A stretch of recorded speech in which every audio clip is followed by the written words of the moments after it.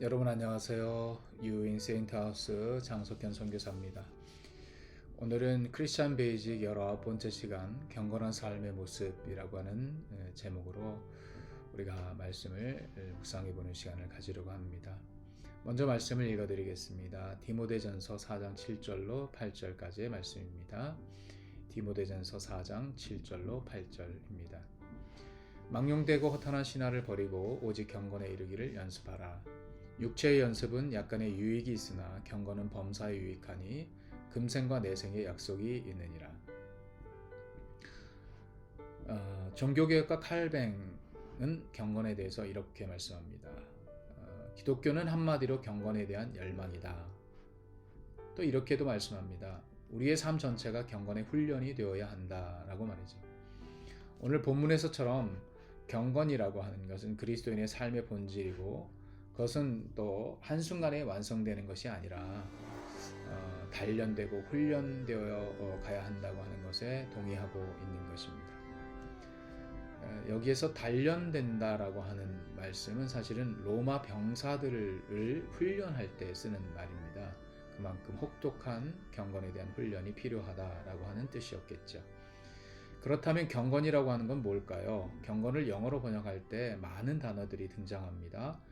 godly, piety, devotion, reverence, 그 다음에 God-fearing 이런 단어들이 등장을 하는데 비슷한 의미를 가지고 있지만 왜 한 단어에 이렇게 많은 번역이 있을까 한번 생각해 보면 그만큼 해석하기 어렵고 또 그만큼 추상적인 의미였지 않을까 이런 생각이 들게 됩니다.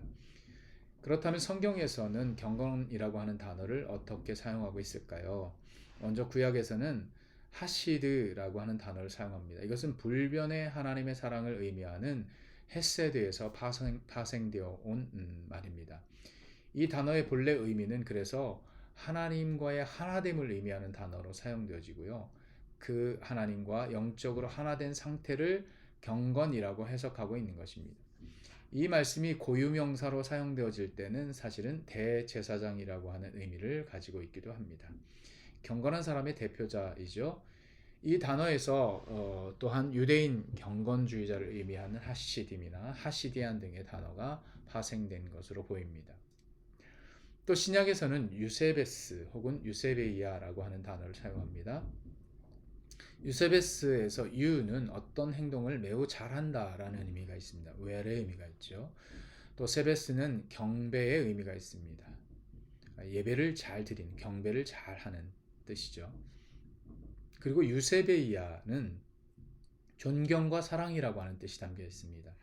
다시 말해서 하나님을 향해 존경과 사랑을 표현하는 행위를 경건이라고 풀어가고 있는 것이죠. 현대에 와서 경건이라고 하는 의미를 어떻게 재해석하고 있을까요? 현대 교회 용어 사전이라고 하는 것이 있는데 여기에서는 경건에 대해서 이렇게 말씀합니다. 하나님을 예배하듯 살아가는 믿음의 자세 혹은 세상적 생각과 언행을 멀리하고 하나님을 의지하는 태도라고 그 뜻을 담고 있습니다. 여러분은 경건이 무엇이라고 생각하십니까?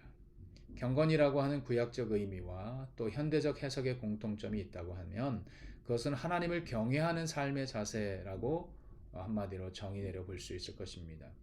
한마디로 경건이라고 하는 것은 인간이 하나님 앞에서 취해야 할 삶의 자세, 태도, 다시 말해서 애티튜드의 문제였던 것이죠. 마음이 가난한 자는 복이 있나니 라고 시작하는 산상수훈이 있습니다. 우리말로 예수님의 산상수훈에서 하신 말씀에서 우리는 그것을 팔복이라고 번역을 하죠.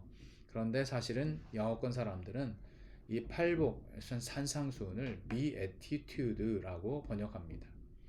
이 말씀이 곧 성도의 자세라고 번역되는 말씀이라는 것이죠. 다시 말해서 예수님의 산상수훈은 곧 경건한 성도의 삶의 자세라고 해도 틀린 말이 아닌 것입니다. 그러므로 예수님의 첫 번째 메시지는 경건한 사람들이 어떻게 살아가야 하는지, 어떤 삶의 태도를 가져야 하는지에 대한 말씀이셨다라고 하는 것이죠.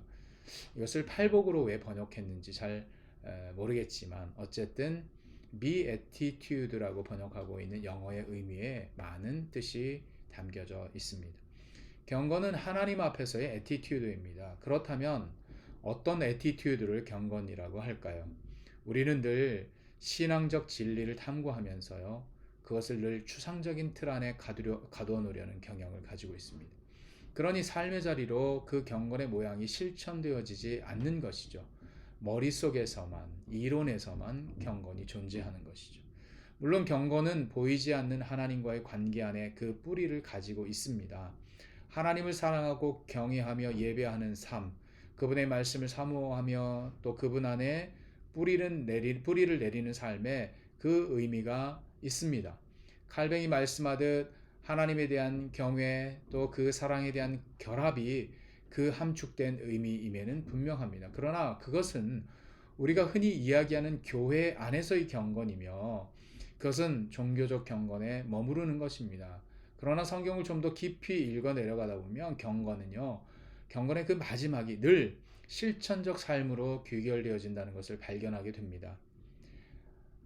앞서 9번째 시간이었죠. 거룩이란 무엇인가에서도 잠시 다루었을 것입니다. 거룩한 삶의 마지막이 무엇이었습니까? 가난한 이웃을 위하여 밥모퉁이를 추수하지 않고 떨어진 인삭을 줍지 않고 놓아두며 또 고아와 가부를 돌아보는 것이죠. 사회적 약자들을 위해서 도피성을 만들어 주는 것입니다. 이것이 거룩의 마지막 모습이었다는 것을 우리가 기억합니다. 이 또한 크리스찬의 삶의 목표입니다. 거룩 또한 경건과 비슷한 의미를 가지고 있습니다. 그래서인지 그 경건한 삶의 모습에 대하여 우리 주님은 무엇라 말씀하시는지 발견해 보았으면 합니다. 마태복음 25장 31절 이하에 양과 염소의 비유가 나오고 있죠. 인자가 자기 영광으로 모든 천사와 함께 올 때에 자기 영광의 보좌에 앉으리니 모든 민족을 그 앞에 모으고 각각 분별하기를 목자가 양과 염소를 분별하는 것 같이 하여 양은 그 오른편에 염소는 왼편에 두리라 라고 말씀하십니다. 여러분, 그런데 재미있는 것은 그 양의 자격입니다. 그들은 내가 줄일 때 먹을 것을 주고 목마를 때 마시게 하고 나그네를 영접하고 헐벗은 자를 입히고 병든 자를 돌보았다. 옥에 갇혔을 때 와서 보았던 사람들이다 라고 말씀하시고 계신다는 겁니다. 그러자 양으로 지목받은 그 의인들이 말하죠. 주여, 우리가 언제 주의 줄이신 것을 보고 또 먹고 마시게 했으며 나그네 되신 것을 영접했고 병드신 것이나 옥에 갇힌 것을 본 적도 없나이다. 그러자 임금이 대답하죠. 진실로 너에게 이르노니 너희가 내 형제 중에 지극히 작은 자 하나에게 한 것이 내게 한 것이라 하시고 그 의인들은 영생에 들어가리라 이렇게 말씀하십니다. 주의 심판대 앞에 섰을 때 진실로 하나님을 예배하는 행위에 대해서 종교적 경건에 대해서 심판하신 것이 아니라 그들의 삶을 심판하셨다는 것이 얼마나 큰 의미가 있는 것인지 깊이 생각해 볼 필요가 있다는 것이죠. 현대 한국 교회는 아마도 대부분의 교회가 너무나 세련된 예배의 모습을 가지고 있을 겁니다. 외적으로는 놀랍도록 아름다운 종교성을 가지고 있습니다. 아마 바리새인들도 그랬을 것입니다. 그들은 시간을 정해서 금식하고 11조하고 정해진 시간에 예배하고 아름다운 금 장식 옷을 입었을 겁니다. 그리고 당당히 세리들과 죄인들과 앉아있는 예수님 앞에 나와서 야, 우리는 왜 이렇게 금식하고 있는데 너희는 왜 그렇게 죄인들과 함께 먹고 있느냐. 팬데믹으로 세상이 고통을 받습니다. 물론 예배는 2000년을 지켜온 기독교 정신의 토양입니다. 그래서 법을 어겨가면서까지 현장 예배를 지켜야 한다고 고집하고 또 백신에 악마의 기략이 숨어 있다고 선포하는 사람들도 나타나고 있는 모양입니다. 우리는 이럴 때 생각해야 됩니다. 그렇습니다. 예배는 그리스도인의 목숨입니다. 그런데 우리 목숨을 지키자고 남의 목숨 위협하고 있다면 과연 우리가 하는 일이 무엇일까? 정치적으로 자기 철학과 맞지 않는다고 광장에 나가 소리치면서 종교를 가장한 정치를 하는 사람들을 과연 세상은 무엇이라고 말할까? 한마디로 종교성과 삶의 실천 사이의 균형을 다시 찾아야 할 때라고 보는 것입니다. 종교성이 나쁜 것이 아닙니다. 하나님을 예배하고 그분을 향한 존경과 사랑을 온 몸과 마음을 다해서 표현하는 것이 한편의 경건이라면 다른 한편의 경건은 세상 속에서의 사랑의 실천입니다. 어떤 율법사가 예수께 다가와 예수를 시험하기 위해서 질문을 하죠. 내가 무엇을 하여야 영생을 얻으리까? 라고 묻습니다. 그러자 예수께서 다시 묻습니다. 율법에는 뭐라고 되어 있더냐? 율법사는 신명기 6장 5절을 읊조리죠. 내 마음을 다하며 목숨을 다하며 힘을 다하며 뜻을 다하여 주 너희 하나님을 사랑하고 또한 내 이웃을 내 몸과 같이 사랑하라 하였나이다. 그래, 그렇게 살면 되지. 예수께서 대답하시죠. 그래서 그러자 다시 묻습니다. 그럼 내 이웃이 누구죠? 라고 말이죠. 예수님께서 다시 답을 하시죠. 한 사람이 여리고로 내려가다가 강도를 만났다. 거의 죽게 되었지. 그런데 그 길을 가던 제사장도 피해 달아나고 레위인도 도망치더라. 어쩌다 사마리아 여행객이 그를 발견하게 되었는데 그를 불쌍히 여겨 싸매주고 치료해주고 병원 데려가 고쳐주고 돈도 지불하고 갔다더라. 이 셋 중에 누가 강도 만난 자의 이웃이 되겠느냐? 율법사가 대답하죠. 당연히 자비를 베푼 사람이 이웃이겠죠. 그러자 예수님께서 말씀합니다. 너도 가서 그렇게 살면 되지 않겠니?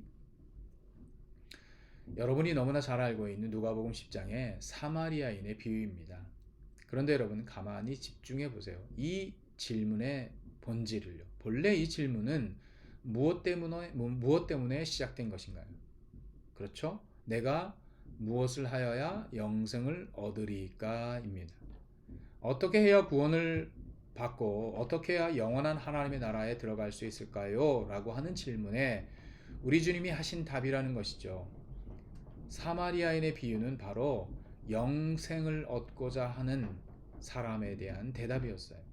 주의 나라는 경건한 하나님의 사람들의 나라입니다. 그 나라는 하나님을 향한 경외와 사랑 그리고 이웃을 향한 실천이라고 하는 두 날개의 균형이 있습니다. 우리는 이 균형을 지켜가야 한다는 것이죠. 구약의 레위기이든 신약의 예수님의 비유이든 무엇이든 이 균형을 배워야 합니다. 경건이라고 하는 것은 그저 외적인 종교성의 모습이 결단코 아니라는 것이죠. 우리가 종교성에만 치우쳐 있고 실천적 신앙을 외면하게 되면 그것이 바로 강도 만난 이웃을 버린 대제사장이고 레위인이라는 것입니다. 여러분 대제사장들 직분이 무엇입니까? 많은 유대인들의 대표가 되어서 하나님 앞에 나아가서 제사를 드리는 사람이죠. 종교적으로 잘 훈련된 사람이란 뜻입니다. 레위인은 어떤 사람들입니까? 그 제사에 참여하고 율법을 잘 아는 사람들이라는 뜻입니다. 오늘날로 치면 잘 훈련된 교회 생활을 하는 크리스찬이라고 해도 틀린 말은 아니겠죠. 그런데 그들은 너무나 철저하게 종교적으로 잘 훈련받은 사람들이었지만 정작 삶의 자리에서는 사마리아인만도 못한 그들이 이방인이라고 저주하고 무시하던 사람들만도 못한 처지로 살아가고 있었다는 것을 발견하게 되는 것이죠. 이 말씀은 무엇을 의미합니까? 아무리 종교적으로 훈련된 사람들일지라도 날마다 주님 앞에 제사하는 제사에 참여하는 사람들일지라도 결코 그것이 경건으로 이어지진 않는다는 거죠. 우리는 우리의 경건을 찾아가면서 말씀을 묵상하고 예배하고 교회를 섬기는 일의 가치를 재발견하는 것도 중요하지만 진실로 오늘날의 크리스찬들이 잃어버렸던 경건의 실천의 모습을 회복해 갔으면 하는 간절한 소망이 있습니다. 사랑하는 여러분, 오늘 19번째 시간 크리스천 베이직 19번째 시간 경건과 삶의 실천에 대한 말씀을 나누었습니다. 다음 주에는 우리가 시민사회와 그리스도인이라고 하는 제목으로 마지막 20번째 시간을 하게 되고요. 그리고 다른 테마로 이제 넘어가려고 합니다. 한 주간 동안에 어려운 그런 상황이지만 여러분들이 믿음과 신앙 안에서 잘 견디시고 또 어려울 때일수록 더 깊은 하나님의 은혜를 경험하는 복된 시간이 되시기를 주의 이름으로 간절히 소망합니다. 감사합니다.